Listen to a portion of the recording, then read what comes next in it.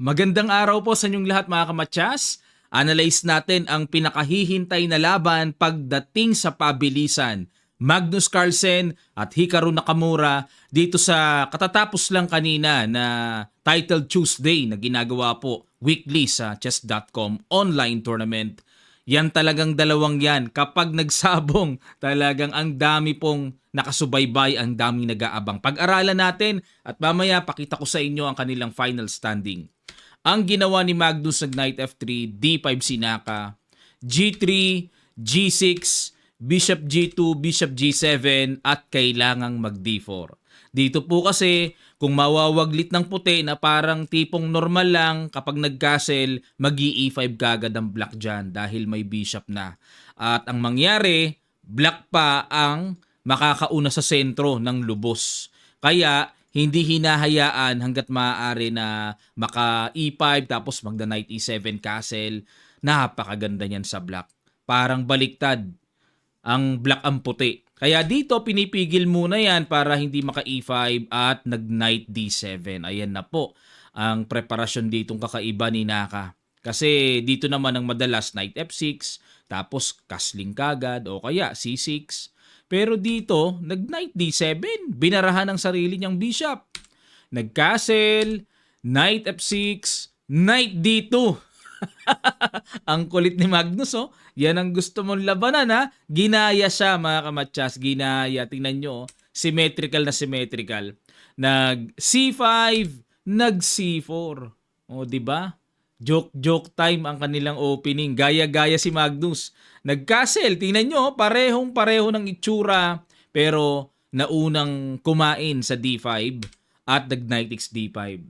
Bakit hindi nakagaya si Naka? Halimbawa, kung gumaya ng ganyan, Knight X D4, Knight X D5, parang pwede pa rin Kasi may threat pa rin naman doon sa Bishop D4 Tapos, Knight 2B3, tapos magda Knight 7B6. Dapat pala nilubos-lubos na nila yung kakatuwang opening.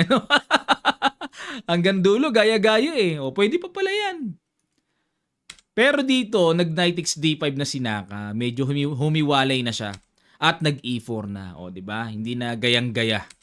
Nag-Knight B4, A3, may pasok sa D3 At yang A3 na yan ang novelty dahil D5 at Queen B3 ang old line, mga kamatsas. Okay?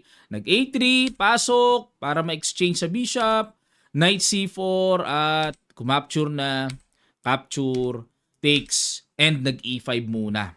Okay? Para barahan muna yung fianchetto at may idea mamaya to play Queen takes D4. Sa bagay, itong pawn sa D4 pagka ganyan, pwede pang mag-rook E1 kahit i-delay pa yung bawi dyan kasi anytime naman yan. Knight B6, hinamon ang knight. Knight A5. Grabe yung Knight A5 ba? Ano idea? Pag nag-Knight X D4, may pressure mamaya sa B7. Knight D7. Ayun na, bad move dito si Naka. Pero ang idea niya ay tiniret niya yung knight sa A5. Pero dapat daw po ang tira ay Bishop H6. Medyo mahirap nang makita yan. Sa gilid, dadaan. Tapos ang gagawin, magda Knight D2. Babarhan and magda Knight D7. Bago mag Knight D7 and Knight AC4. Yan po ang correct play na hindi pa rin mabawi-bawi yung D4. Pero dito ang gagawin ng puti, mag-E4 na yan para patibayin yung E5 at takpan uli yung diagonal. Saka na lang babalikan yung pawn sa D4. Pero lamang ang black no? Di nakita ni Naka yun. Nag-Knight D7, bumalik agad. Knight C4, Knight B6. Nagparamdam dito ng pabalik-balik. Papayag na ba si Magnus? Tabla. Knight A5. Binad mo ba na siya? Kasi sabi ng computer sa kanya, mukhang papayag ka na ng tabla. Nag-Bishop H6, nakita rin ni Naka ang tumbok na tira. Nag-Rook A1. Sunod-sunod ang alanganing tira ni Magnus Dapat daw ang tira Knight D2. Ayun, yung nakita natin. Tapos F4, no? Pero nag-Rook A1, D3. Hindi nabawi yung po, no? B4, Rook B8. Inagapan kagad din Naka na baka mamaya kasi makapuslit ng attacking diagonal dyan sa B7. Nag-H4, Wala, sunod-sunod ang bad move ni Magnus, wala sa kondisyon. Dapat daw ang tira dito ay knight b3 lang. Yan.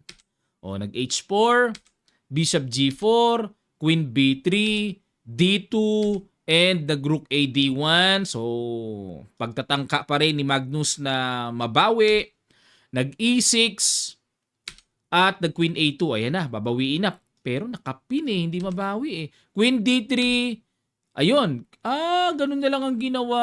Nagpa-quality down. Takes, nagpa-quality down na lang. Bishop f5. Ayan, nairita naman dito si Naka na baka mamaya makalundag yung knight sa e4 tapos may lundag doon sa f6. Pinigilan niya. At may paparating din palang f3 and g4, baka makulong yung bishop. Pero dapat daw po ang accurate play ay queen e2 lamang. Ayun. Para aatake mamaya. Atakihin yung knight counter attack pala dapat ang isipin kaysa sa dumipensa kagad. Kaso tumakbo kagad si Naka Knight takes b7, another bad move by Magnus. Ngayon ko lang nakita si Magnus sunod-sunod ang bad move sa umuulan Mukhang pagod pa galing sa Olympiad 'Di ba? Dapat daw ang tira dito ay knight d b3.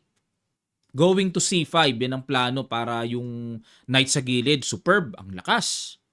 Oo nga. Pero nag-knight takes b7, knight a4. Ayun. Hindi rin tamaan ni Naka talaga. Dapat daw ang tira, queen e2 pa rin. Ayun. Paano kung paalisin? Bishop f3. May queen takes e5 na. Okay.